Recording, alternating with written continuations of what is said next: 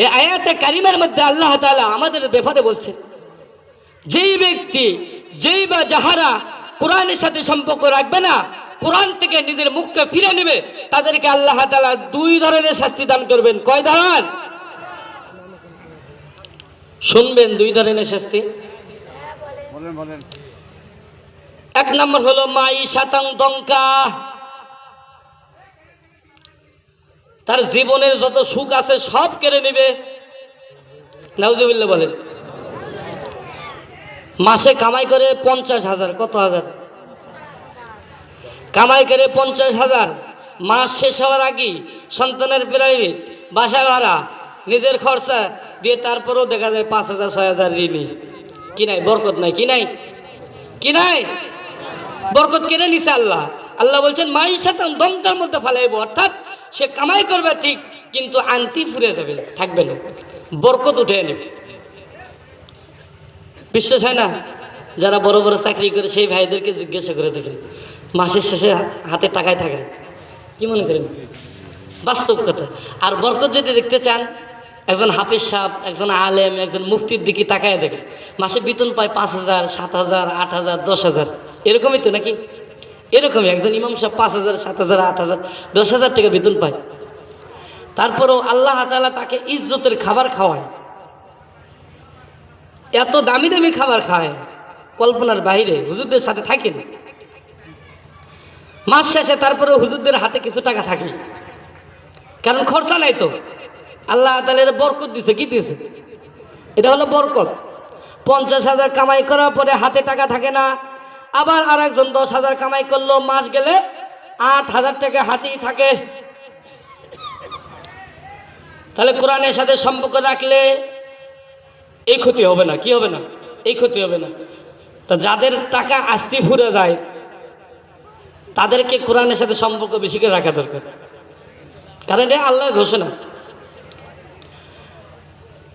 কারণ হলো টাকা পয়সা, ধন দৌলত, এগুলো দেওয়ার মালিক কে? এগুলো কি কবরে নিয়ে যাইতে পারবেন? কেউ ওই কবরে নিয়ে গেছে ইতিপূর্বে? বড় বড় রাজা বাদশাহ যারা ছিল দুনিয়াতে, কোটি কোটি টাকা পয়সা, বাড়ি গাড়ির কোনো কিছু অভাব ছিল না, তারা কি নিয়ে যাইতে পারছে? পারে নাই। এই জন্য কোরআনের সাথে সম্পর্ক রাখে আমার আপনার হালাল টাকা, হারাম না, হারাম না। সুদের টাকা, ঘুষের টাকা, এগুলো হালাল না হারাম? যারা সুদ খায়, কি খায়? সুদ খায়। যারা ঘুষ খায়, তাদের পরিণতি ভালো হয় না। শেষ পরিণতি কি হয় না? ভালো হয় না। মৃত্যুর সময় দেখবেন মুখটা বাঁকা হয়ে গেছে। কি হয়ে গেছে? মরার আগে তো চেহারা কালো হয়ে যায়। কি হয়ে যায়? আমি নিজের চোখেই দেখছি অনেককে, মরার আগে চেহারা কালো হয়ে যায়। মরার সময় এদিকে একবার ব্যাকা হচ্ছে, এদিকে একবার ব্যাকা হচ্ছে, কষ্ট পায়। কি পায়? কষ্ট পায়। এটা হলো যারা এগুলো হারাম কাজ করে, গুনাহের কাজ করে, তাদের কষ্ট হয়। কিন্তু যারা ইমানদার, তাদের মৃত্যুর সময় কষ্ট হয় না। কি হয় না? হাদিসের মধ্যে এসেছে, ইমানদার বান্দা যখন মারা যায়, তার কোনোই কষ্ট হয় না। ফেরেশতারা, জান্নাতি ফেরেশতারা আজরাইলের সাথে আসবে। 500 জন ফেরেশতা। কতজন? 500 জন ফেরেশতা জান্নাতের 500 রকমের নাজ নিয়ামত নিয়ে আসবে তার কাছে। যখন একজন প্রধানমন্ত্রী অথবা এমপি সাহেব রাস্তায় যায়, আমরা কিন্তু রাস্তার দুপাশে দাঁড়াইয়া শুভেচ্ছা স্বাগতম জানাই না? তো এরকম একজন ইমানদার যখন মারা যাবে, তাকে শুভেচ্ছা স্বাগতম জানানোর জন্য আজরাইল আলাইহিস সালাতু ওয়াস সালামের সাথে 500 জন জান্নাতি ফেরেশতা আসবে। 500 জন জান্নাতে 500 জন 500 রকমের নাজ নিয়ামত নিয়ে আসবে। তার সামনে যখন ধরবে, তখন তার রুহটা ছোটাছুটি করবে ওই জিনিসগুলো ধরার জন্য। আমার আপনার নবীজি বলেছেন, ইমানদার মানুষ এমনভাবে মৃত্যুবরণ করবে যেমনি ভাবে ছোট দুধের বাচ্চা মায়ের দুধ পান করতে করতে ঘুমিয়ে যায়। সুবহানাল্লাহ বলেন। ও ভাই, এই জন্য কোরআনে কারিমের সাথে সম্পর্ক রাখতে হবে। কোরআনে কারিমের সাথে যারা সম্পর্ক রাখবে না, তাদেরকে দুই ধরনের শাস্তি দেওয়া হবে। কয় ধরন? জোরে বলেন। এক নম্বর হচ্ছে মাইশাতাং দঙ্কা, যা কামাই করবে বরকত থাকবে না। 2 নম্বর হলো ওয়ানাহশুরুহু ইয়াউমাল কিয়ামাতি আমা। 2 নম্বর, ওই ব্যক্তিকে যখন হাসরের ময়দানে আল্লাহ তাআলা উঠাইবেন, তখন অন্ধ বানায় উঠাইবেন। কি বানায় উঠাইবেন?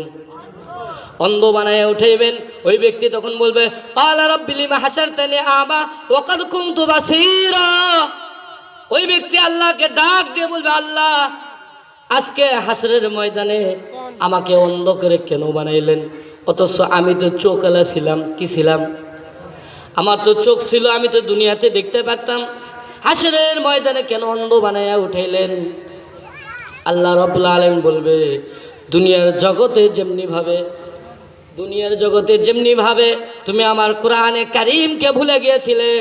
ক্বালা কাযালিকা আতাতকা আয়াতুনা ফানাসিতাহা ওয়া কাযালিকাল ইয়াউমা তুনসা।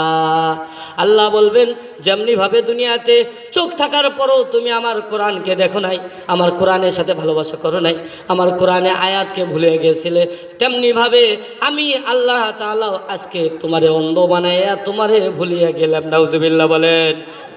এই জন্য যারা কোরআনের সাথে সম্পর্ক রাখবে তারা এই দুই ক্ষতির মধ্যে পড়বে না। কোরআনের সাথে সম্পর্ক রাখতে হবে।